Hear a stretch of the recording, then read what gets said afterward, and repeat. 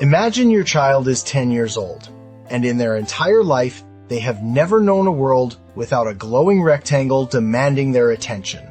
That is not science fiction. That is right now, in your living room, in your pocket, and in their hands. So the real question is not whether the digital world is changing childhood. It already has. The question is, what do you, as a parent, do about it? How do you raise a kid who is mentally strong in a world that is engineered to keep them scrolling? Let me start with a number. In 2018, psychologist Jean Twenge and her team at San Diego State University looked at data from more than 500,000 American teenagers. They found something striking. Around 2012, right as smartphones became ubiquitous, rates of depression, loneliness, and even thoughts of suicide among teens started climbing. Life satisfaction dropped, self-esteem dropped, and the more time kids spent on screens, the steeper the slide. A follow-up meta-analysis kept finding the same pattern across age groups and across countries. But here is the part that should give you hope. A 2019 study in Nature Human Behavior by researchers Amy Orban and Andrew Przylski found that digital technology explains only about 0.4% of variation in adolescent well-being. Read that again? That is tiny, which means most of your child's mental health is still being shaped by you, by their relationships, and by the habits you build at home. The phone is a real risk, but it is not the whole story.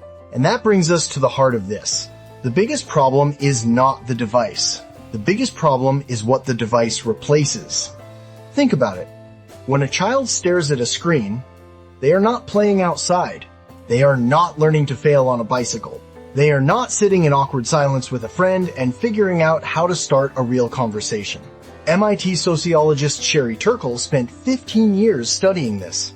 In her book Alone Together, she warned that we have started expecting more from our gadgets and less from each other. And the worst part, she said, is that parents do it too. Kids learn phone habits by watching us. So, what actually works?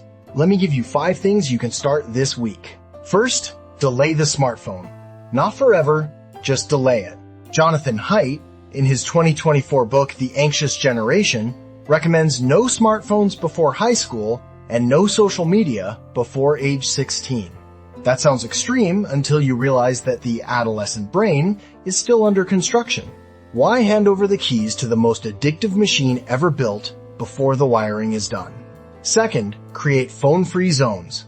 Dinner table, bedroom, the car. The U.S. Surgeon General's 2023 advisory on social media and youth mental health made this an official recommendation. Not because screens are evil, but because families need a few sacred spaces where eye contact still matters. Third, model the behavior. If you want your child to put the phone down, you have to do it first. Conversation is the most human thing we do.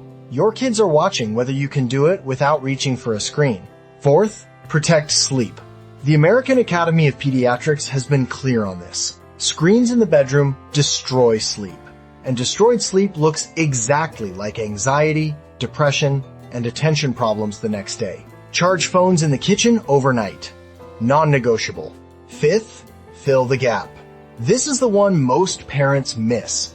Kids do not actually crave screens. They crave stimulation, belonging, and mastery.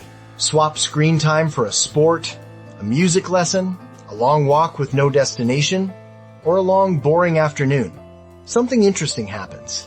Your child starts remembering how to be bored. And boredom, as any creative adult will tell you, is where imagination lives. Here is the truth nobody tells you. You will not win every battle. There will be tantrums over screen time. There will be moments when you cave because you are tired. That is okay. The goal is not perfection. The goal is direction. You are not raising a child who avoids technology. You are raising a child who can walk away from it. A child who can sit with a friend and not check the phone. A child who can be alone with their thoughts and not panic. That is the real superpower of the 21st century. And you can teach it starting tonight. If this message helped you, hit subscribe and turn on the bell so you do not miss what is coming next. Share this with another parent who needs to hear it. And leave a comment below telling me, What is the one screen rule you wish you had started sooner? I will see you in the next one. Thanks for watching. Subscribe to Parenting 001 for practical parenting tips every week.